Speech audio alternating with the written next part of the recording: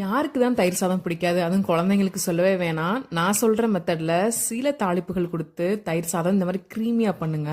Lunch பாக்ஸ்க்கு ஹெல்த்தியாவே குடுக்கலாம். அதுக்கு கொஞ்சோண்டு வேர்க்கடல, 4 பூண்டு, ஒரு பச்சை மிளகா. இத நல்லா ட்ரை ரோஸ்ட் பண்ணிக்கோங்க. வேணும்னா ஒரே ஒரு ஸ்பூன் எண்ணெய் ஊத்திக்கலாம்.